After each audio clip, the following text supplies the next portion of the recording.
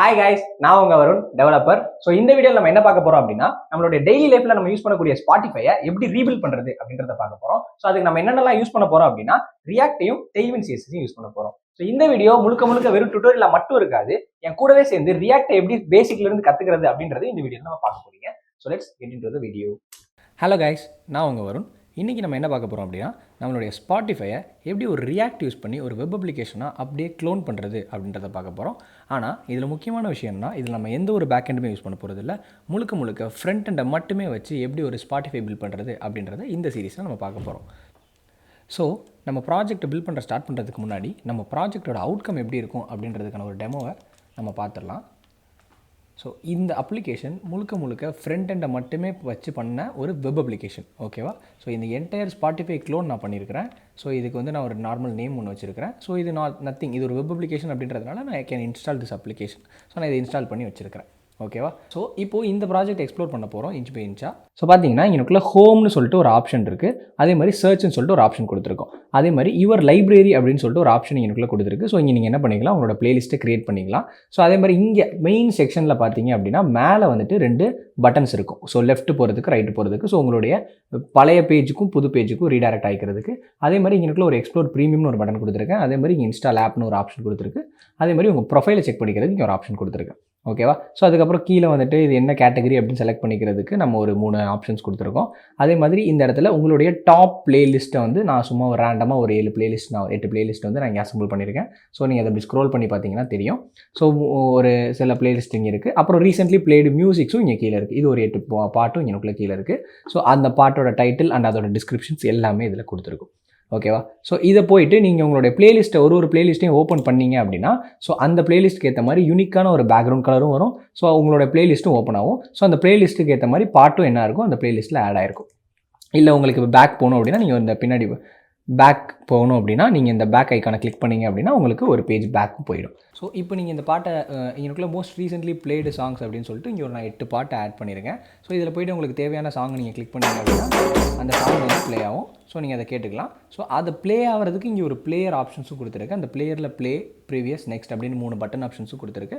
அப்புறம் இங்கே ஒரு டைம் லைன், உங்களுடைய பாட்டு starting and ending time line போட்டு அந்த டைம் லைனுக்கு ஏற்ற மாதிரி நீங்கள் கிளிக் பண்ணிங்க அப்படின்னா உங்கள் பாட்டோட டைம் லைனும் மூவ் ஆகும். ஸோ அந்த பாட்டை செக் பண்ணிக்கிறதுக்கு இங்கனுக்குள்ள ஒரு ஐகான் அண்ட் அந்த பாட்டோட டைட்டில் அண்ட் டிஸ்கிரிப்ஷன். ஸோ அதுக்கப்புறம் இதோட சில ஆப்ஷன்ஸும் இங்கே கொடுத்துருக்கு, ஓகேவா? ஸோ ஓவராலாக இதை வெறும் ஃப்ரண்ட் எண்ட் மட்டுமே யூஸ் பண்ணி ஒரு ரியாக்டில் சில லைப்ரரிஸ், ஒரு டெய்ல்விண்ட் சிஎஸ்எஸையும் சேர்த்து எப்படி இந்த யூஐயை க்ரியேட் பண்ணுறது, அதே மாதிரி இது நம்மளுடைய ஹூக்ஸ் கான்செப்ட்ஸ்லாம் யூஸ் பண்ணி எப்படி இந்த மாதிரி ஒரு ஃபங்க்ஷனபிள் ஸ்பாட்டிஃபையை வெறும் ஃப்ரண்ட் எண்ட் மட்டுமே வச்சு பண்ணுறது அப்படின்றத தான் இந்த வீடியோவில் நம்ம பார்க்க போகிறோம், ஓகேவா? ஸோ நம்ம ஸ்டெப் பை ஸ்டெப்பாக இந்த வீடியோவில் ஆரம்பிக்க போகிறோம். ஸோ இது நம்ம வெறும் எப்படி பண்ணுறதுன்ற ஒரு டுட்டோரியலாக மட்டும் இருக்க போகிறது இல்லை. அந்த டுட்டோரியலுக்கு இடையில உங்களுக்கு தேவையான அந்த கான்செப்ட்ஸையும் நான் எனக்குள்ளே எக்ஸ்பிளைன் பண்ண போகிறேன். ஸோ ஒரு கான்செப்ட்ஸையும் நீங்கள் கற்றுக்கிட்டே இந்த அப்ளிகேஷனை நீங்கள் பில்ட் பண்ண போகிறீங்க. வாங்க நம்ம ஸ்டார்ட் பண்ணலாம். Hello guys, let's get started. So இங்கே பார்த்தீங்கன்னா நம்ம இப்போ நம்மளுடைய டெஸ்க்டாப்பில் இருக்கோம். ஸோ இந்த டெஸ்க்டாப்பில் அசட்ஸ் அப்படின்னு சொல்லி ஒரு ஃபோல்டர் வச்சுருக்கேன். இந்த அசட்ஸ் அப்படின்ற ஃபோல்டரில் என்ன இருக்குது அப்படின்னு பார்த்தீங்கன்னா, ஸோ உங்கள் ப்ராஜெக்ட்டுக்கு தேவையான எல்லா இமேஜஸ், ஐகான்ஸ் அண்ட் ஆடியோஸ் இது எல்லாமே இந்த அசட்ஸ் அப்படின்ற ஃபோல்டரில் தான் இருக்குது. ஸோ இந்த அசட்ஸ் அப்படின்ற ஃபோல்டரில் இது மட்டும் இல்லை, இது எல்லாத்தையுமே இம்போர்ட் பண்ணி வச்ச ஒரு ஜாவாஸ்கிரிப்ட் ஃபைலும் இருக்குது. ஸோ அந்த ஜாவாஸ்கிரிப்ட் ஃபைலை நீங்கள் ஒரு ஜேசன் ஃபைலை நீங்கள் யூஸ் பண்ணிக்கலாம் உங்கள் டேட்டாஸாக. ஸோ இந்த ஃபைலுக்கான லிங்க்கை நான் வீடியோக்கு கீழே கொடுக்குறேன். ஸோ மறக்காமல் இதை ஃபஸ்ட்டு டவுன்லோட் பண்ணி எக்ஸ்ட்ராக்ட் பண்ணி இங்கே வச்சுக்கோங்க. அதுக்கப்புறம் ப்ராஜெக்ட் அப்படின்னு சொல்லி ஒரு ஃபோல்டரையும் க்ரியேட் பண்ணி வச்சுக்கோங்க. ஸோ இந்த ப்ராஜெக்ட் அப்படின்ற ஃபோல்டருக்குள்ள தான் நம்ம என்ன பண்ண போகிறோம், நம்மளுடைய ரியாக்ட் அப்ளிகேஷனை நம்ம க்ரியேட் பண்ண போகிறோம். ஸோ இந்த ப்ராஜெக்ட் அப்படின்ற இந்த ஃபோல்டரை ஓப்பன் பண்ணிவிட்டு, ஸோ இந்த ஃபோல்டரை உங்களுடைய கமாண்ட் ப்ராம்ப்ட்டில் ஓப்பன் பண்ணிக்கோங்க, ஓகேவா? ஸோ ஓப்பன் பண்ணிவிட்டு இந்த கமாண்ட் ப்ராம்ப்ட்டில் நம்ம என்ன பண்ண போகிறோம் அப்படின்னா, ஸோ ஃபஸ்ட்டு பேசிக் திங் உங்களுக்கு என்ன தெரிஞ்சிருக்கணும் அப்படின்னா, ஒரு ரியாக்ட் அப்ளிகேஷன் ரன் பண்ணுறதுக்கு ஒரு என்விரான்மெண்ட் தேவை. அந்த என்விரான்மெண்ட் பேர் தான் என்னது, Node.js. அந்த Node.jsஐ டவுன்லோட் பண்ணி உங்கள் சிஸ்டமில் வச்சுக்கோங்க.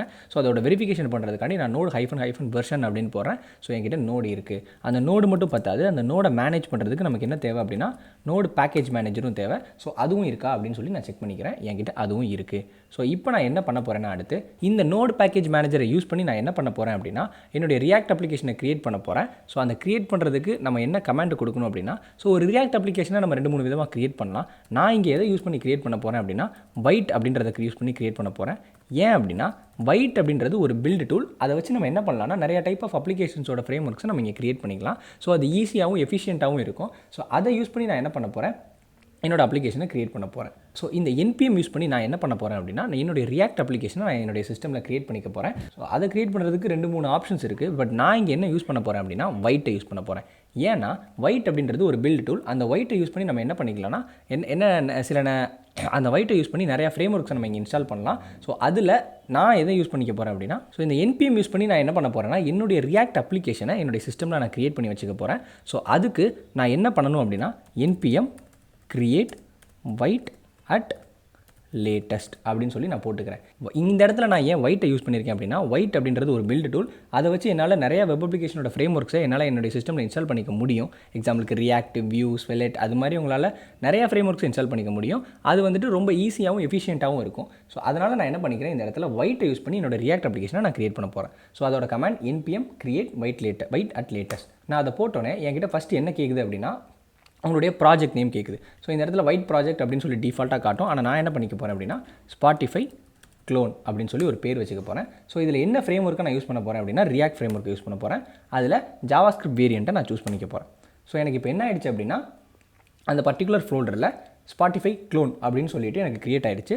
ஸோ நான் ஜஸ்ட் என்ன பண்ணணும், சிடி ஸ்பாட்டிஃபை க்ளோன். ஸோ என்னுடைய சேஞ்ச் டேரக்டரி இந்த ப்ராஜெக்ட்ன்ற டேரக்டரியிலேருந்து ஸ்பாட்டிஃபை க்ளோன் அப்படின்ற டேரக்டரிக்கு நான் ஷிஃப்ட் ஆகிறேன். ஸோ சிடி ஸ்பாட்டிஃபை க்ளோன் அப்படின்னு சொல்லி நான் என்ன பண்ணிக்கிறேன், என்னுடைய ஃபோல்டரை நான் ஷிஃப்ட் பண்ணிக்கிறேன். ஸோ ஃபோல்டர் சேஞ்ச் பண்ண உடனே இதை நான் என்ன பண்ண போகிறேன் அப்படின்னா என்னுடைய விஎஸ் கோடில் நான் ஓப்பன் பண்ண போகிறேன். ஸோ என்ன பண்ண போகிறேன் அப்படின்னா என்னுடைய விஎஸ் கோடில் நான் இதை ஓப்பன் பண்ண போகிறேன். ஸோ ஓப்பன் பண்ண உடனே எனக்கு இந்த மாதிரி ஒரு வெல்கம் பேஜ் வந்திருக்கும். ஸோ எனக்கு பப்ளிக் சோர்ஸ் அப்படின்னு சொல்லிட்டு நான் டவுன்லோட் பண்ண எல்லா பேக்கேஜஸுமே எனக்கு இங்கே வந்திருக்கும். அதுக்கு ஸ்பாட்டிஃபை க்ளோன் அப்படின்னு சொல்லி ஒரு பேர் வச்சிருப்போம். ஸ்பாட்டிஃபை க்ளோன் என்னோடய ப்ராஜெக்ட் டைரக்டரி எல்லாமே வந்துடும். ஸோ நெக்ஸ்ட் நீங்கள் பண்ண வேண்டிய விஷயம் என்னென்னா இங்கே போயிட்டு npm இன்ஸ்டால் அப்படின்னு சொல்லி போட்டிங்கன்னா உங்களுக்கு தேவையான பேக்கேஜஸ் எல்லாமே ஃபஸ்ட்டு இந்த npm இன்ஸ்டால் கமெண்ட் மூலிமா இன்ஸ்டால் ஆகும்.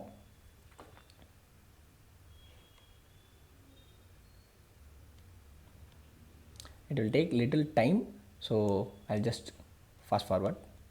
Okay, ஸோ இன்ஸ்டால் ஆகிடுச்சு. ஸோ இன்ஸ்டால் ஆன உடனே நம்ம என்ன பண்ணணும் அப்படின்னா நம்ம இந்த ப்ராஜெக்டை ஸ்டார்ட் பண்ணுறதுக்கு npm run dev அப்படின்னு சொல்லி கொடுத்தோம் அப்படின்னா நம்மளுடைய ப்ராஜெக்ட் இப்போ லோக்கல் ஹோஸ்ட் 5174 ஸ்டார்ட் ஆகிடுச்சு. ஸோ நான் ஜஸ்ட் அதை ஓப்பன் பண்ணிக்கிறேன்.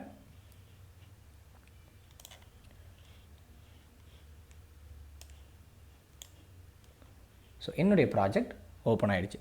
ஸோ சக்ஸஸ்ஃபுல்லாக என்னுடைய ரியாக்ட் அப்ளிகேஷனை நான் கிரியேட் பண்ணிட்டேன். ஸோ இந்த வீடியோவில் ரியாக்டோட ஃபோல்டர் ஸ்ட்ரக்சர் எப்படி இருக்குது அப்படின்றத நம்ம பார்த்துருப்போம். நெக்ஸ்ட் வீடியோவில் நம்ம என்ன பார்க்க போகிறோம் அப்படின்னா ரியாக்டில் எப்படி Tailwind CSS இன்டெகிரேட் பண்ணுறது அப்படின்றத பார்க்க போகிறோம். Stay tune.